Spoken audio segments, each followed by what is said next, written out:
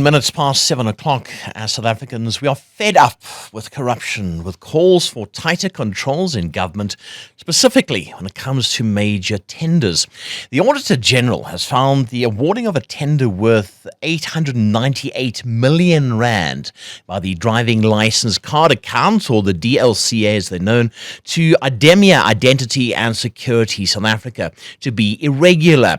This division is part of a French multinational, and they are charged with printing the new driving license cards. The initial budget set by the DLCA for the purchase of the machine was just over 486 million. So that's a lot different. On the line is Minister of Transport, Barbara Creecy. Hi, Minister. Good morning. Good to have you back on 702. Good morning and greetings to all your listeners. Thank you, Minister. Right, the organisation Undoing Tax Abuse, let's get into it. They brought your attention to what has been called serious irregularities. What have you found? Well, when the public outcry took place in late August last year, I asked the Auditor General to do an audit. In fact, they were already auditing this tender, but I did extend the scope of their work so that they could tell me whether there was evidence of fraud and whether the relevant sections of the Public Finance Management Act were appropriately implemented. They came back and they indicated that the bid specification committee that evaluated the tenders didn't consistently use the specifications that they had set for themselves. And that means that the tender process wasn't fair and transparent. They also found that because there were ambiguities in the specifications when the scoring took place, there wasn't proper scoring that was consistent. And of course, you mentioned in your introduction the issue of the money. When the cost evaluation on this was originally done, according to the Auditor General, pre-COVID figures were used, and so there was inadequate scoping done of the costs, and all of the bids that came in were over the initial amount that had been considered appropriate. Minister, I'm going to cut to the chase here. I mean, is this incompetence, or is there somebody getting a kickback? Are the hawks involved? Where are we with this? Look, I specifically asked the Auditor General, is there fraud involved? They've come back in this initial report. They say that there isn't prima facie evidence of fraudulent activity.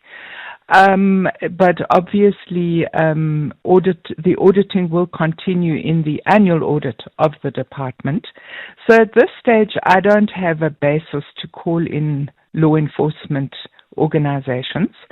I do think that the conduct of the bid specification committee indicates that they were not behaving appropriately according to the rules of the Public Finance Management Act.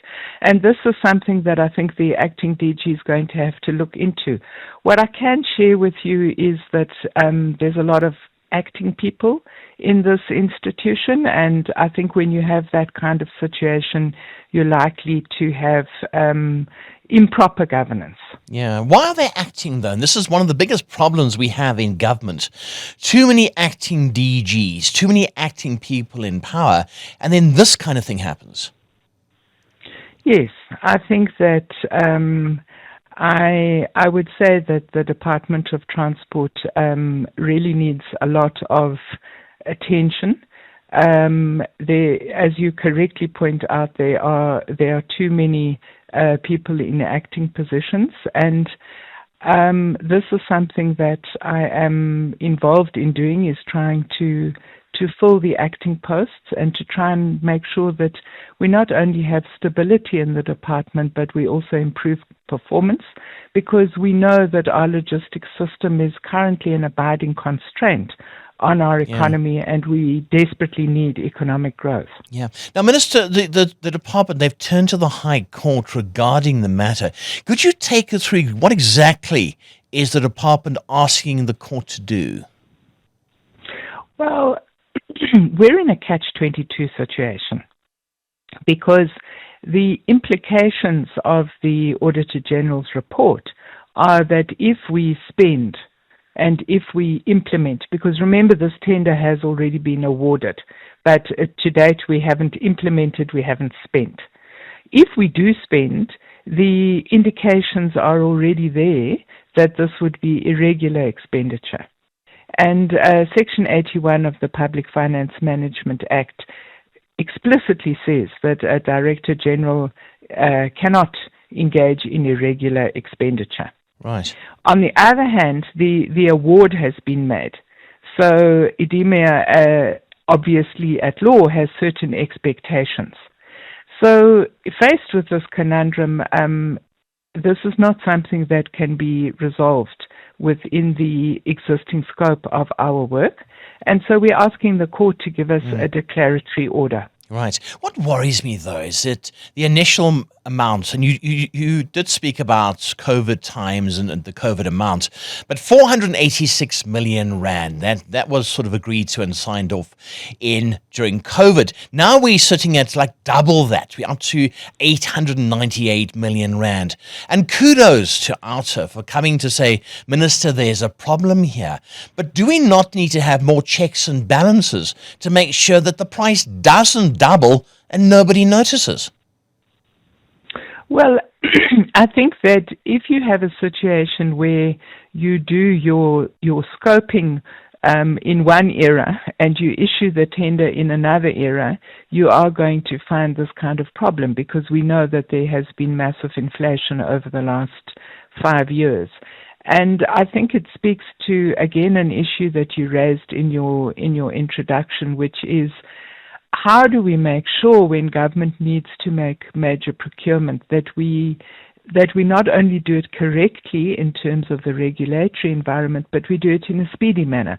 Because when there are delays of this nature, this is when you find that the costs escalate dramatically. Yeah, but this is 100%. I mean, you're going up by literally 400 million.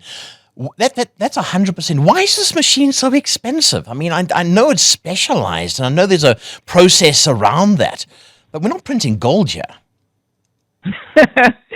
Well, look, I don't know about driver's license card testing machines, but what I do know is that if one faces this kind of cost escalation, it obviously has budgetary implications.